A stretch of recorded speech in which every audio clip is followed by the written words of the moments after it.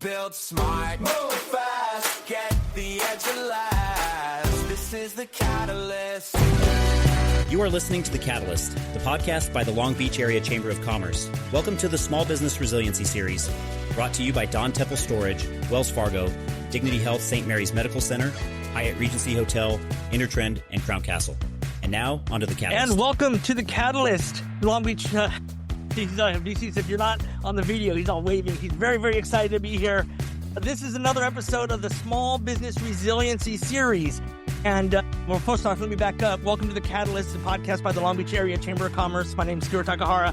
And BC Hoffman from BC's Ices is here. And if you are not watching on video right now, you got to go switch over to our YouTube channel because he's just so excited to be here. BC is the founder, owner of BC's Ices. And exactly what is BC's Ices? BC's Ices is artisanal, chef-driven Italian ices using real ingredients. They're vegan, they're gluten-free, they're low sugar, and just really focusing on Southern California produce. All right. So before we get into all that, how did you get here? Tell me about your story that led you to opening BC's Ices. Okay. Well, it all started a long, long time. No, BC's Ices started, I was a chef and bartender for years and years and years. And I was doing like high-end events from Formula One to Carbone Beach to Super Bowl all over the world. And literally in 3 days from now, it will be my 1 year anniversary, if you call it that, where I had my body being like, wake up call, and I had an emergency heart surgery. My mitral valve ruptured and I was grounded. And I was like, man, the heck am I going to do now? I was grateful to be alive, but I couldn't lift anything that was over like 5 pounds. I couldn't travel. I couldn't do anything really. So I was grounded to literally the house. I was under house arrest, as you'll call it. And I still wanted to be creative, and I still wanted to find something that was a passionate, creative outlet for me. And I found myself going in the backyard one day, and my wife was like, look, the Concord grapes are coming in and the persimmons are coming in. And I was like, huh. And I saw that my parents had gotten me an ice cream machine from about 3 years ago for the holidays. Never used it. And I was like, let me dust it off, pull it down, and actually make something that I grew up eating as a kid that was nostalgic for me, but also fit under the confines of what I could eat, which was anti-inflammatory, low sugar, no dairy at that time items. And so I wanted to make like an Italian ice. I grew up on the East Coast. That was my childhood. Yeah. We didn't have, ice cream shops were very limited when I was a kid. Like you had like Ben and Jerry's emerged when I was like a teenager, or they didn't emerge when I was a teenager, but they emerged in my area when I was a teenager. And it was way more expensive than I could afford at that time. And you had like Baskin Robbins, and you had like the chains, like some other chains, but it was few and far between. Like now you go anywhere and there's all these ice cream shops and these artisanal ones and gourmet and like amazing, like Long Beach Creamery is a great example. Yeah. Or Seaside Creamery, or any of these spots where like they're popping up, or 626 Hospitality, like where you're just like, man, this is so cool. There's all these amazing flavors coming from them. But they didn't have that then. And what they did have was Italian ices. And I remember like my parents would like be like, hey, if you get a good grade in school today, we're going to go to Three Brothers Pizza and we'll get a slice of pie and we'll get an Italian ice. And my go-to was always pina colada. My dad's was always cherry. My sister was a big fan of the mint chip, and my mom loved watermelon. And so like that was my childhood. If I scored a goal in soccer, we would go there. That was my thing. And then every time I would go visit family, whether it was in New York or Jersey or Philadelphia or Chicago, we would bounce all over to see family. And that was, again, like you would go to Mario's, you would go to Dell's, you would go to King of Corona. Like all those spots were like the bomb. Oh, Ralph's, I got to mention Ralph's, and also Rita's, which, is also nostalgic. And then fast forward to coming to California, and I realized there really weren't Italian ices here. You had Joe's in Anaheim, and that was about it. And I wanted to make something like that for myself and for my friends that were coming to visit me to support me while I was going through recovery and emotional upheaval. So I started making the Italian ices. And most of my friends are in the hospitality industry. They're either chefs or managers or bartenders. And they were like, dude, these are amazing. And I was like, nah. And I like, as my wife calls it, like I'd been leading up to doing this forever. I'd been a recipe developer for a long time for a lot of other brands. And so coming up with flavors was not as difficult as getting like the granules and texture the right consistency. And so, yeah, I started making them that way. And that's how BC's Ices was in the beta testing born. And yeah, so that's pretty much You it. just launched officially kind of back in January this year, about 6 months ago, less than 6 Correct. months ago, really. Yeah. So what did that look like for you to say, okay, I'm a business now? What did that mean to you? What does that look like? I think it was expansion. I think it was a level of seeing. I think one of the things that you suffer from in general, we as humans, we tend to have low self-confidence. And for those who don't, kudos to you, because man, I wish that like I had confidence on high. But imposter syndrome is a real thing. And I think like when you're doing something, especially when you're doing something from the heart and when you're doing something that's creative and passionate and you're putting your emotions on a sleeve, or in my case, in a 4-ounce cup, it's one of those things where you're just like, dude, I hope people like it. And if they don't like it, like, what am I doing wrong? And will they respond back to me? And all of these like things that lead up to the, oh, I'm not doing it right. I hope people like me. I hope people like me. So let's go back to you started doing this in your kitchen. You broke out that old ice cream machine that your folks got you. You started using fruit from your backyard. How did you scale it? What did you do to be able to say, okay, because are you still creating it out of your home, or how are you creating it now? No, I do a lot of like the R&D testing in my home, like for like on a small batch. I actually started a series on our Instagram social media channel, which is Will It Icy. And it's fun because like I have a lot of like customers and fans of BC's Ices who are like, try making it with this crazy ingredient. And so I'll test out at home. And if it's a success and I get like a lot of people who are like, dude, we should totally have that as a flavor, I'll bring it to the market. We have found that, and it's funny that we're talking about all this with small businesses and how businesses thrive and survive. And I think one of the big keys to that is other small businesses and businesses helping businesses. And what I love about Long Beach and the community here is that there is such a influx of businesses that can I say give a damn? I'll leave out the S word, but I'll say give a damn about other businesses and taking care of other businesses, and especially like with startups. I mean, I got very fortunate and lucky, like a couple of the, as I call them, angel businesses that kind of like came in and gave me footing, like Kitchen Lingo and Alder and Sage, both Chef Matt and Matt from Kitchen Lingo, both of them tried my ices and they were like, dude, these are really good. And Alder and Sage was having a night market and was like, dude, come be a vendor at the night market, see how they do. And it was a cold, rainy night, and which is not normal for Southern California. And I brought 100 ices with me and I sold out. And I was like, this is crazy.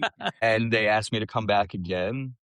And I brought 150 with me and I sold out again. And I was like, what is going on? And I think that was like the first time because before that, I was making them for just, friends. And I'd never, and also let me preface with that little machine that I had, you could churn 15 ices in an hour and 20 minutes. So it was definitely a labor of love. Yeah. Because you're cooking out 150 of those things. That's, I don't know, a lot of math, but that's a lot of hours. It was a lot of time. And that's not counting like the time to create a recipe and perfect it. And then on top of that, like then the production of the batch that you're then going to be putting into the machine and then scooping, putting into the cups, etc. So those guys really helped. And the owner of Alder and Sage, she was amazing. And then Dina from Long Beach Creamery tried it. And she is also an amazing angel business and just an amazing angel person. And she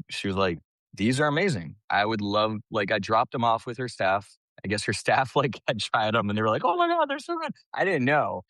She actually messaged me the next day and was like, "Hey, can we talk?" And I was like, "Uh-oh." And also she's in South Wrigley, which is where I'm at in Long Beach. And like I loved the idea of doing like an Italian ice driveway social, and she had done an ice cream backyard social when she was first starting out, and so like there were a lot of like mirrored things that we were doing unbeknownst to me, and so it was really cool. And like she was doing crazy flavors and still does crazy Yeah. flavors, and she's also one of those ice cream shops where like, man, I've eaten ice cream all over the world.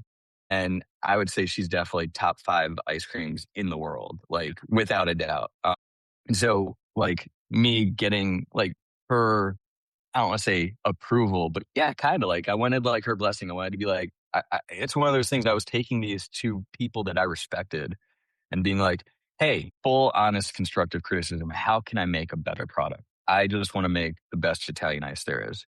And she tried it and was like, I would love to feature these. And I was like, what? And fast forward to a few weeks later, she was like, do you want to use my equipment at the shop, make them here, and we can feature them here? And I was like, that would be Wow. incredible. And so that's really where it started. And then it went from me doing that to then using both her shop as well as Partake Collective's shop, or not shop, but kitchen. So Partake Collective's got a commissary kitchen, and using Long Beach Creamery's kitchen, and using both of those to churn out Italian ices, and realizing I need to do both to create enough of these. Also, Dina's equipment is like the Rolls Royce of ice cream machines. And on top of that, like just her attention to detail and like mentorship has been friggin' amazing and incredible. And her staff, like they all have like elite flavor profiles and palettes, and they're just like,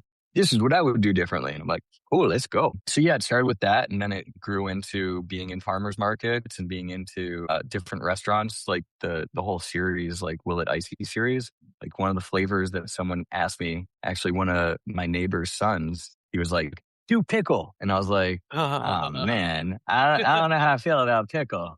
But I did it, brought it over to Dilly's in Long Beach. They tried it and they were like, dude, can you use our bread and butter pickle brine and test out recipe with that? So I did, and they were like, can you make this exclusively for us? And I was like, yes. So it's little things that like that. It's the businesses helping the businesses, and like giving people an opportunity and a chance. And even like having this chance to talk to you on this podcast is enormous. And I feel so honored and privileged. I think you kind of, I don't think I could say it better myself, that when small businesses come together and they collaborate together, amazing things happen. One of the other interviews that we did as part of this story was with Leonard Chan from Midnight Oil. And he talks about how he collaborated with a lot of other bars and restaurants on drinks and concepts. And it's just amazing when we see each other as allies and someone that you can bounce ideas off of, and someone there's a support system, as opposed to enemies or competition. It's amazing what can happen. Absolutely. And that's, I can't stress that enough. I know a lot of people are like that's the competition to me. And to your point, like, no, like we as people, as community, we thrive and we get better by building each other up. And, you can learn so much from another person's success just as much as you can learn from their failures. And the only way you do that is by helping one another out. However that means, and the fact that there's businesses that have, from my opinion, like really succeeded and are booming, and that they're willing to take that opportunity to help people who are like fledgling, beginning, starting off businesses, and give them a platform and an opportunity is, I mean, like, I don't want to get emotional, but like it genuinely, like it makes me really teary eyed, and makes me really like love and appreciate the fact that there are people that are good in this world. And, no matter what you see going on in the world, there's always negativity. There's always something that's out there that you can focus on and harbor on that will ruin your day if you let it. Yeah. But the fact that there's good people, like genuinely good, amazing people who are doing things not for any other reason than just because they're good and honest and amazing people. And there's no incentive for them to do it other than they're about helping community. And that, man, that's the coolest thing ever. It's Yeah. amazing when you see it, because it's so rare that, when you see people helping people nowadays, it stands out just because it's not the norm. Absolutely. No, it's and I mean like it's so above and beyond. Like even like little like Dito Coffee just opened not too long ago, and shortly after they opened, they were like, "Hey, do you want to do a collaboration pop up with us?" And so like there's all these like little steps along the way that like you have all these businesses that are small businesses that are local that are supporting, and it also builds a community, right? Like that's how communities, like small business helps another small business. People invest in those small businesses. And then in turn, it helps amplify that neighborhood. It helps amplify that city. It helps amplify and speak volumes to the people that are in it. And people are contributing to helping those small businesses and not going necessarily towards corporations. Nothing against corporations, totally about making money. And I totally understand that. But at the same time, like, we grow and thrive off of small businesses. It's the mom and pop shops that you go to, the little local ones that are in your neighborhood that really make a difference. And as a chef and bartender, it's those local spots that also are reflective of the flavor of the community, the flavor of the neighborhoods, the flavor of genuine love, interest, and respect to everyone else and the things that are growing local and seasonal and fresh ingredients and all that jazz. And all that. I know you haven't been in business for a long time, but it sounds like you got a really great momentum going with you. But tell me about some of the challenges that you've faced in, trying to open a business in this really tight economic market. I mean, we're at all-time high inflations, gas prices. You just look around everywhere and it just seems like doom and gloom. So it sounds like your business was more of a hobby turned into a business as opposed to like, oh, I'm going to invest 300, 500,000, $1 million into this thing. That's a harder kind of a startup, but you guys all still have different challenges. Just kind of curious as to what may have been the biggest, hardest part of getting this business to where it is right now. Oh man, everything. I swear there's moments where I kind of feel overwhelmed every day, and it's for different things, and I think being able to vent to other business owners, like I'll have conversations with Jeffrey and Emerson Burgergool and Long Beach Flumpia, those guys, because they're also startup guys. And I'll be like, dude, I don't know what to do. And they've been doing it a little bit longer than me. Even though I've been a chef and bartender, it's different when you're doing it for yourself. Totally different. And also, it's no longer someone else's card that you're using. It's your money. And in my case, like it's literally my name on the brand, which I was like, oh, that was maybe a poor decision on my end. Maybe I shouldn't have put my name on it. But it is one of those things that like I feel overwhelmed with legal things. Like you find yourself like dealing with different cities, counties, and whether it's permits, whether it licenses or taxes. Like, thank you. Words. They elude me on a podcast. Good place to find out that I don't know. But yeah, on all of those things, you find yourself like it's not hard, but it's very, very, very complicated because of the fact that the jargon and the vernacular that's used for a lot of these is so intrinsically just all over the place. And a lot of the cities and a lot of counties that you have to go through, whether it's LA County, whether it's Orange County, whether it's, Long Beach or Pasadena or any of the places, or West Hollywood, like any of the places that have their own legalities to these things, as much as they're similar, they're also all different. Yeah. So you can be like, oh, I know exactly what I'm doing. And then you find out, you're like, nope, I don't know anything that I'm doing. And you have to deal with different people each time. And a lot of it is like, crossing T's and dotting I's. And I think like, I'm very fortunate that my wife is also my partner in this. It's not just me. I think she saw me doing this, and I've had a lot of ideas along the way where I'm like, "Oh, we should do this and we should do that." And she's like, "Nah, nah, nah." And this time she saw this and she tried it and she really loved what I was doing. It was like, "I'm gonna get behind it. I'm gonna help you."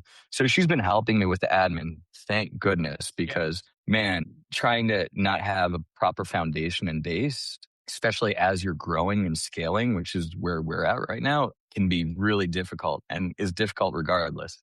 But I think that's another part of the challenge is the growth and the scaling up. Like Mhm. when we were just doing like a couple markets and it was just me by myself or my wife or my mom or my sister helping, it was, or a couple friends, it wasn't taxing. But like about a month and a half ago, it really became like a job. And I was Yeah. like, oh man, this is no longer fun. This is work. What am I doing? And it's gotten to a point now where I'm like, I need help. I need staff. Like I can't be doing production, admin, marketing, Sales, HR, distribution, PR. shopping, Yeah, legal, all that. paperwork, HR, it's a lot to run a business. And if people Oh have yeah, never done it, you have your whole company, and a lot of people have just this one role within it, that they fulfill. But when you have responsibility for everything, it could be overwhelming if you've never done it absolutely. before. 1 million percent. And again, it's getting the advice. Like there's definitely like some gurus out there who know exactly what they're doing. I mean, also like even talking to you and the chamber and like getting involved with you guys was huge. And the people that I met through that, like I met Jessica who literally does business advice and consulting. Like she's incredible. And I met Bridget who does like graphic design and took my initial graphic, which was still similar-ish to this one behind me, but not as cool in any way, shape, or form, not as bright, not as vivid. Like all of these people that like you meet again, it's small businesses helping other small businesses. And those are the things that also you can learn from and you can grow from. They're the ones who like as you're struggling and trying to figure things out, because like with anything, the more you learn, the more you realize you don't know Yeah. anything. you know and especially in this business, just starting a business, you don't know anything and things change constantly. There's constantly a change and an influx in legalities and laws, especially like whenever there's a new governor, a new president, or a new any of those things change. And then also again, like you can be told one thing by one person who handles one department, and then someone else will say completely something different. You're like, wait, what's going? I don't know who to listen to. What to do? Yeah. So I think a lot of it is that. And also to your point, I mean, initially about pricing, like, man, it was great when I was small enough that I could do things using just the ingredients in my backyard and a small little ice cream machine. When you start doing large scale, especially when you're still doing artisanal, like fresh ingredients cost a lot of money. And right now with everything going on and the cost of gas going up and the cost, I mean, unfortunately that controls the cost of everything else, because now transport and now fertilizer and now like the things you don't even think about, like those things are all things that then skyrocket. And if you're doing organic and you're doing fresh ingredients, those cost even more now. Yeah. So it's one of those things, like a lot of the times it's interesting. Like we have prepackaged cups. So it's 4 ounce scoop prepackaged in a cup. And, when I was looking at price points, I was seeing like a lot of the places that I love and respect charge anywhere from $6 to $9. So like we come at it from our suggested sale price is seven to $8. We sell for $7. And most places wholesale can be anywhere from usually $8, but it's up to the business and their discretion. But, a lot of the times you'll see people and they'll be like, oh, that's a lot of money. And you're like, man, like, but it's all fresh ingredients in here. Yeah. So like, like I totally want to make things that are more affordable and reflective of being able to be bought by everyone and anyone, but also, you know, not using high fructose corn syrup, not using artificial flavoring or ingredients or colorings or any of that stuff. Like it makes it a little bit more challenging to, fit in the parameters of that price point box that, people want to keep it in. Yeah. So, You know, yeah. We're talking with BC Hoffman. He's the founder of BC's Ices. The sign says right behind him, if you're watching online, if you're listening, you got to go back because he's just like throwing his hands up in the air and he's very, very passionate about what he's doing. As we wrap up this episode here, just kind of curious, everyone wants to own a business. Everyone's got a side hustle. Everyone's trying to do exactly what you're doing right now. What kind of advice would you give to somebody that's, maybe where you were a year ago, where you have this home project, you have this passion project, and they really want to make something of it? What would you tell them right now? Look, I for years have been working for other people, and I've been behind the scenes doing, a lot of recipe development for other people and making other people that come in look really good doing my recipes. And I had no problem with it because also safety net. You have this blanket that's protecting you with a good paycheck and consistency, right? It's scary as hell to jump off that trapeze knowing that you don't necessarily have that safety net. But I think the fear of jumping, or rather the fear of not jumping and always regretting never had jumped. I guarantee you everyone has at least one great business idea. I guarantee you that. In a million ideas that they have, everyone has at least one good one solid, this will make you millions idea. And at the bare minimum, this is your love, this is your passion, this is your creation and your joy. Do not let that love, passion, joy, conviction that you have to yourself and an idea that's worthy of not only making you happy every day, but also worthy of making other people happy every day because of your incessant, I want to do this. Don't let that stop you. Take the jump. It's terrifying. You could lose everything, but at the end of the day, if you don't do it, then you'll always be like, shit, I should have done that. I wish I would have done that. I could have, would have, should have. Just do it. Because again, if you're passionate, people will see that passion. And it's one of those things where, again, small businesses will help you. Get advice from other people. Join the chamber in your city and learn from them. Learn from everyone. You can, you should, and you should not hold yourself back from doing something amazing because each and every one of you has the potential to do that as long as you just take the leap. And sometimes, man, my wife and I had a heart surgery. I still have complications from it. And then simultaneously, we had a baby. And then I started the business 2.5 months after the baby was born. So you're always going to be hustling. You're always going to be like, oh God, I don't know what to do. But don't hustle for other people. You might as well be hustling for yourself. You see, if someone wanted to try your food, your ices, where can they do that? But if they just wanted to get in touch with you in general, how can they do that too? Well, we're on social media.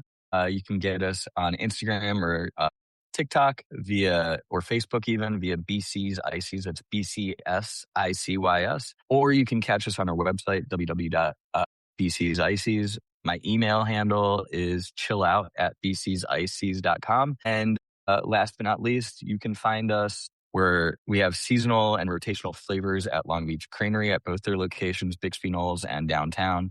Right now, we're at Dilly's. We're popping up in more stores and more restaurants as well. And we're at a bunch of different farmers markets. You can see where we're popping up if you check out our social media. We post every week where we're going to be. Right now, we're at Torrance, Santa Ana, Malibu, and soon to be Manhattan Beach, West LA, Laguna Hills, Wow. Costa Mesa, Tustin, and Irvine. So don't hesitate. That brings me to one last question. You were saying you needed staff earlier. Now I see why. Yeah. Do you have a paid staff right now, or is it still pretty much family run? It's still very much family run. We just put an ATD out, and it's really cool. I've gotten a lot of people hitting us up, and a lot of friends who I've worked with years ago who are just like, "Hey, I want to come work with you again." And I'm like, "Cool." Yeah. And this time it's cool because I'm not slinging alcohol. And I'm not slinging food in a restaurant of a normal stature. I'm literally slinging smiles and frozen desserts that are all inclusive for everyone. And so it's really cool because there's nothing quite like giving someone a big smile when they try. A lot of the times people are like, Yeah, I've had Italian ices, or I've had, and our stuff is very different than the like conventional Italian ice because it is so produce forward and driven. And people try it and they're like, "Whoa, okay, I'll get one." Yeah. So one last question. yeah. When are we going to see you on Shark Tank? Oh man, bring it on! I'm ready, guys. Maybe let me get my my foundation going a little bit stronger. Make my first cool, however many hundreds of thousands of dollars you have to get to successfully make it on Shark Tank, and then let's go. Let's do it. All right. BC Hoffman, thanks so much for joining us today. Sure, thank you for playing along in our little small business resiliency series. And there goes that dancing again. You know how to track him down, but you can always find all of his information in the show notes as well. Thank you guys for listening to this episode of The Catalyst. We'll see you in the next episode of this and the Small Business Resiliency Series. Bye, everybody. Thank you.